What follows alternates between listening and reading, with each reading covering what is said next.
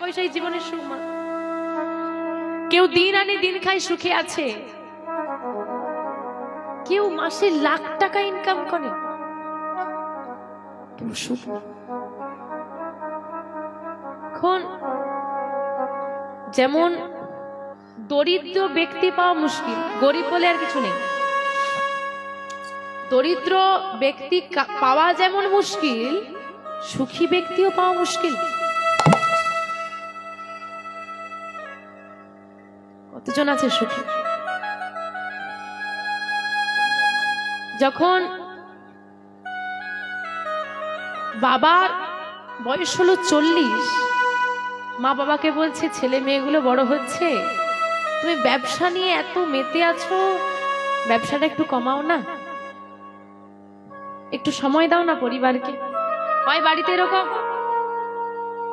বাবা বলল এটাই সঞ্চয় করার সময়, এখন যদি ব্যবসাটা কমিয়ে দিই সঞ্চয় করতে পারবো না। বাইরে থাকে, বাইরে ব্যবসা, ছেলে মেয়ে এখানে পড়ে আছে, স্ত্রী পড়ে আছে, এখানে যা হোক একটা করে নাও, এখানে না, এখন সঞ্চয় করার সময়। বয়স হয়ে গেল 60, ফিরে এলো দেশে। আচ্ছা বাবা, 60 বছর বয়সে গিয়ে কি এখন মনে হয় যে এখনো টাকা পয়সা রোজগার করি? কি দাদুদের মনে হয়? দাদু এখন কি মনে হয়? পরিবারের মানুষগুলো একসঙ্গে থাকি, সবাই মিলে একটু সুখে থাকি। তখন আর একসঙ্গে থাকা হলো না, তখন সেই ব্যবসা নিয়ে ছেলে মেতে গেছে, ছেলে আর বাবাকে সময় দিল না। যখন বাবার ছেলেকে সময় দেওয়ার কথা ছিল বাবা দিল না, এখন ছেলের বাবাকে সময় দেওয়ার কথা, ছেলেও দিচ্ছে না, সেও টাকার পেছনে ছুটছে। ঠিক এইভাবেই টাকার পেছনে ছুটতে ছুটতে ছুটতে ছুটতে না, পারিবারিক যে সুখ আনন্দটা এখন খুব পরিবারে কম। তাই বাবা, নদীর এপার কহে ছাড়িয়া নিঃশ্বাস, ওই পারেতে সকল সুখ আমার বিশ্বাস। নদীর ওপার ভাবি বসি, এই পারেতে সকল সুখ আমার বিশ্বাস। কি বলছে? ওই পারের মানুষ খুব ভালো আছে, আর এপারের মানুষ ভাবছে ওপারের মানুষ ভালো, ওপারের মানুষ ভাবছে এপারের মানুষ ভালো আছে, কিন্তু দেখতে একই রকম। তাই বাবা, আর্থিক সচ্ছলতা না থাকলেও ঘরে সুখ আছে। কেন? যে ঘরে আমার মাধবের নিত্য সেবা হয়, সে ঘরে দুঃখ ঢুকতেও ভয় পায়। স্বামী স্ত্রী দুজনার সুখ আনন্দে কেটে যায়। দেখতে দেখতে মায়াবতী মা গর্ভবতী হলো। কি গো মা, আনন্দের খবর না দুঃখের খবর গো? আনন্দের। স্বামী দ্বিজ ঘোষ বলছে, মায়াবতী তোমার আর চিন্তা নেই, সারাদিন বলো না আমার একা ভালো লাগে না, তোমার ঘর এবার ভরে যাবে, কত আনন্দ বয়ে আসবে, আমাদের সংসারটা এবার সুন্দরভাবে সেজে উঠবে, খুব আনন্দ। আর তেমন সময় গোবিন্দই আমার বলে বসলো, যে করি আমার আশ আমি করি তার সর্বনাশ, আমি করি তার সর্বনাশ, তথাপিও যদি না ছাড়ি আমার পাশ, আমি হই তার দাসানুদাস, আমি হই তার দাসে অনুদাস। মায়াবতী ভালোবাসো আমাকে কতটা? পরীক্ষা দিতে পারবে? আমা পরীক্ষা নেওয়ার গোবিন্দ আর সময় পেল না। মায়াবতী গর্ভবতী হবার কিছু মাস পর স্বামী দ্বিজ ঘোষ মারা। ভগবান ভক্তকে যাচাই করে, ভগবান নাই করুক এমন কষ্ট কাউকে দিও না।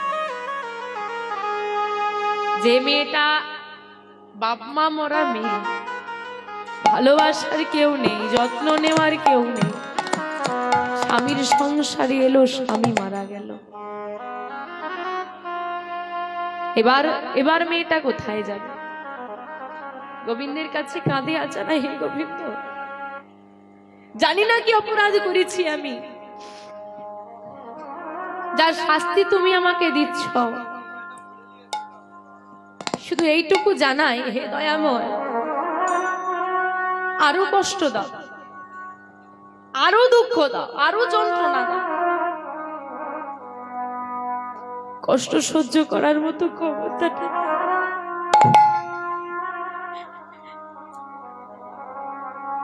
যাদেরকে তুমি পাঠিয়েছিলে আপন করে এ জগৎ থেকে সবাইকেই তো কেড়ে নিলে আমার জীবন থেকে। তুমি অন্তত চলে যেও না। আমরা যখন গোবিন্দকে ডেকে কষ্ট পাই তখন বলি, হে গোবিন্দ, তোমাকে ডেকেছি বলে এত কষ্ট দিয়েছো, তোমাকে ডাকবো না। এখনো মায়াবতী বলছে সবাইকে কেড়ে নিল, বাস তুমি আমার কাছে থেকেছো। জানি না এই জগতের মানুষের কত আত্মীয় পরিজন, ভাই বোন, পিতা মাতা, আমার তো কেউ নেই। আবারও তুমি আমাকে একা করে দিলে। আমার জন্য তুমি কি ভেবে রেখেছো আমি জানি। ভগবান, তোমার কেমন মহিমা বলো না দয়াময়ী, তোমার কেমন লীলা।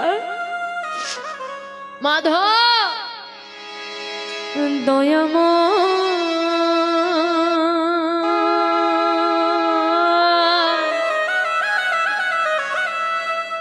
এই কি তোমার লীলা, দয়া এই কি তোমার লীলা। কৃপা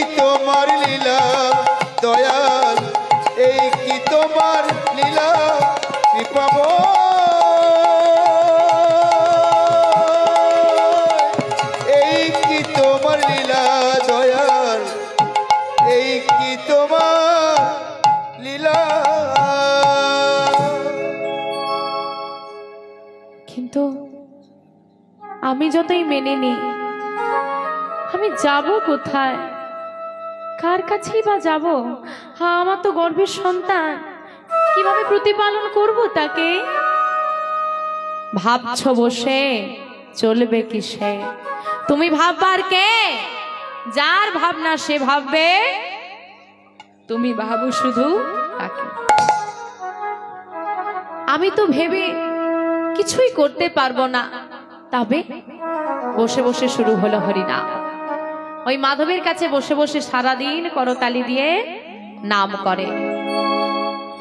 আমা আশেপাশের মানুষের সহযোগিতায় মাতৃগর্ভে বেড়ে উঠছে বিহারী, আর মা ওই সারাদিন শুধু বসে বসে করতালি দিয়ে নাম করে। আমা হরি নামে পুষ্ট হয়ে গেল ছেলেটা। কিসে পুষ্ট হয়েছে? হরি নামে। হরি নামে পুষ্ট হয়। পুষ্টি কিসে হয়? খেলে না শুনলে? হ্যাঁ বলি, পুষ্টি কিসে পায় মানুষ? খেলে না শুনলে? আরে ভালো মন্দ খেলে তো পুষ্টি পাবে। খেলে হরিনাম খাওয়া যায়, শোনা যায়। আমি বললাম হরি নামে পুষ্ট হয়েছে, হরি নামে পুষ্টি পায়? খেলে পুষ্টি পাবে তো, তাই তো। খাও যত পারবে খাও। আর খেয়ে খেয়ে খেয়ে খেয়ে এমন পুষ্টি দিয়েছে বাবা, ছেলের জন্ম হয়েছে, ছেলের বয়স 20 বছর। ছেলে এখন মাধবীর ঘরে গিয়ে বলে, ও মালতী দরজাটা খোল। খাওয়ার পুষ্টি, বুঝতে পারছেন তো কি খেয়েছে? ওই রকমই হবে। হ্যাঁ, খেলে পেটে পুষ্টি পায়, মনে নয়। আর পেটে পুষ্টি বাবা, আজকে রোগা আছি, কালকে খেলে মোটা হয়ে যাব, কিন্তু মনটা যদি আজ আমার বিষাক্ত হয়, বিষাক্তই থেকে যাবে। ওটাকে ভালো